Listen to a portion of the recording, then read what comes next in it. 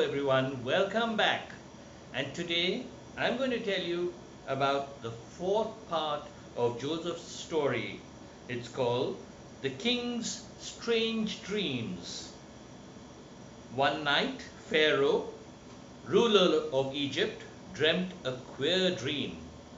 He awoke and thought about it. It had been so real and so clear that the king felt certain there was some strange warning in it. He lay down and thought of his dream. What did I dream?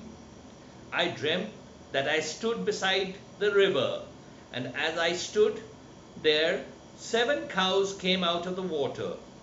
They were beautiful cows, fat and good to see, and behold, they came after them out of the river 7 other cows. But these were different. They were ugly and thin, and I shuddered to see them. And even as I looked, I saw the thin cows eat up the fat cows. Then I awoke and I remembered my dream. Pharaoh felt asleep at once. Pharaoh fell asleep once more. He dreamt again and awoke, fearful and puzzled. I have dreamt again, he thought. This dream I saw 7 good ears of corn growing upon one stalk. Then came 7 thin ears of corn, poor and bad, spoilt by the east wind. And lo, the 7 thin ears ate the 7 fat ears. Now, what can be the meaning of these 2 strange dreams? Pharaoh could not forget these dreams. He was worried and anxious. Had these dreams been sent to him to warn him of something? Why were there 7 cows and 7 ears of corn? Somehow, he must find the meaning of the dreams. So that morning, Pharaoh sent for the chief wise men of Egypt and all his magicians. He could not help feeling that these dreams were of importance. He sat on his throne in a robe of gold and told the wise men his dreams. They listened in silence, looking at one another to see if anyone knew the meaning. But not one of these men there understood what the dreams meant. What is the meaning of the 2 dreams? Demanded Pharaoh. He looked at first one magician, then another, but each shook his head. Everyone in the place had heard of the king's strange dreams, and how even the wise men did not know what they meant. The king's butler knew of them too, and he saw that his master was troubled in his mind. Then the butler suddenly remembered the young man in the prison and tried to think of his name. He spoke eagerly to his master.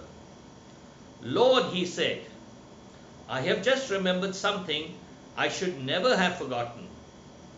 In the days when you were angry with me and with the chief baker and put us into prison, we both dreamt dreams one night. We were sorely troubled with these dreams, and we told them to a young man who was the servant of the captain of the guard. He at once told us the meaning of our dreams. He said that my dream meant that you would forgive me and take me back, as you did. But the baker would be hanged, as he was." "Where is this young man now?" asked Pharaoh.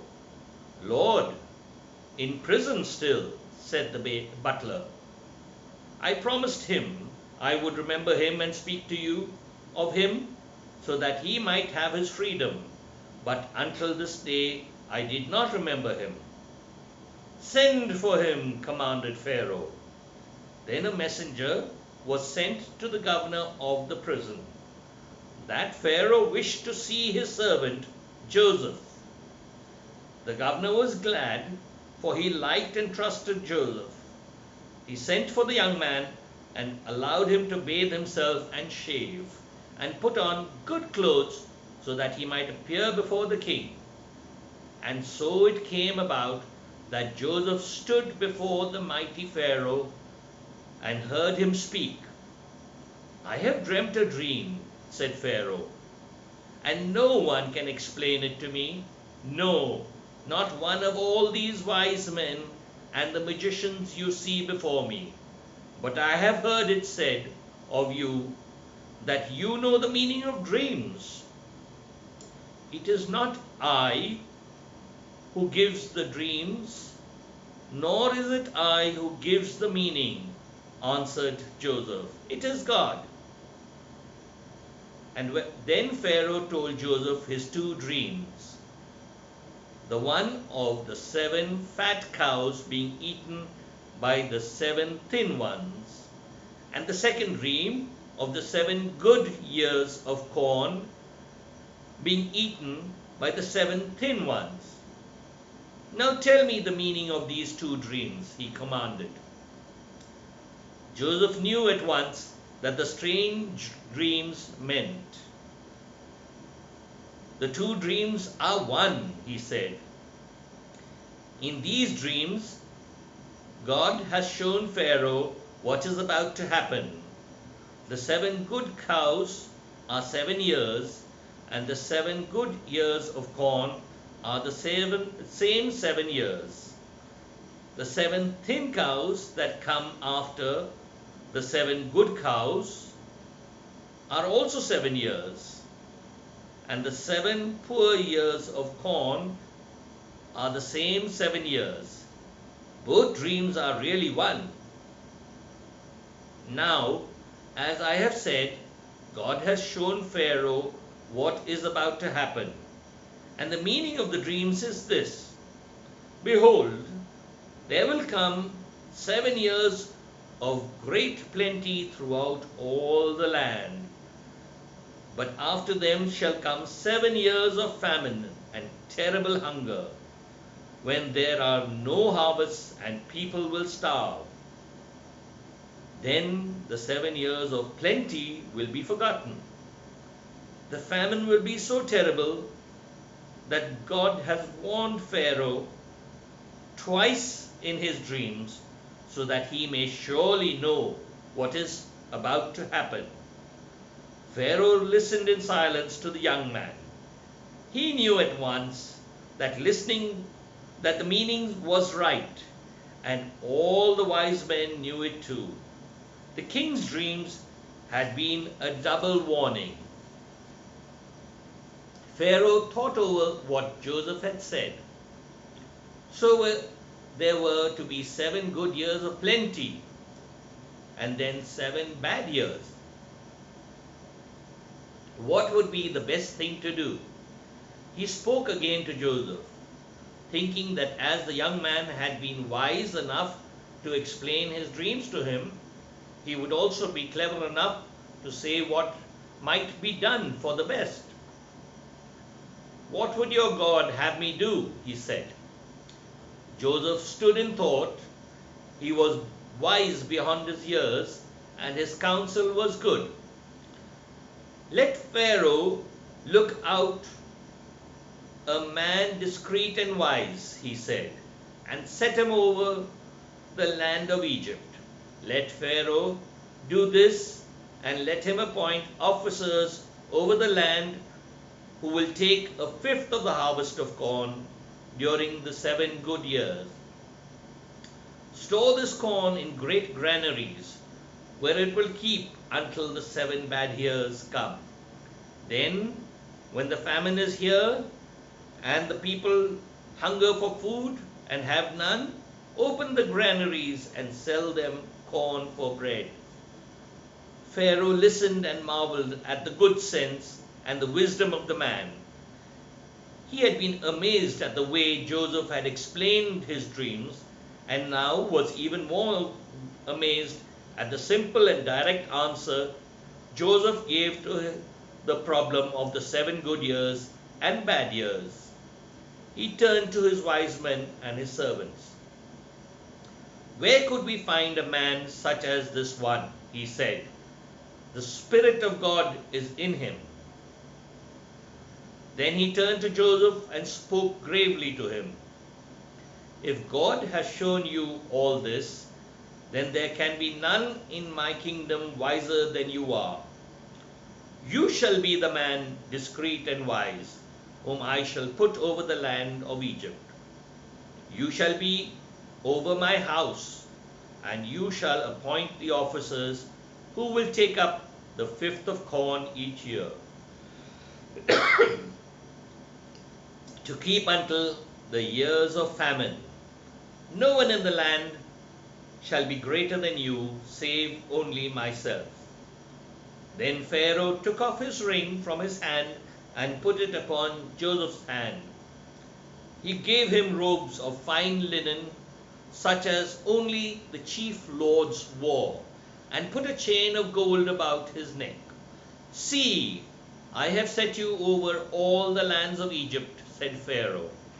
Pharaoh also gave Joseph a wonderful chariot to ride in, second only in richness to his own.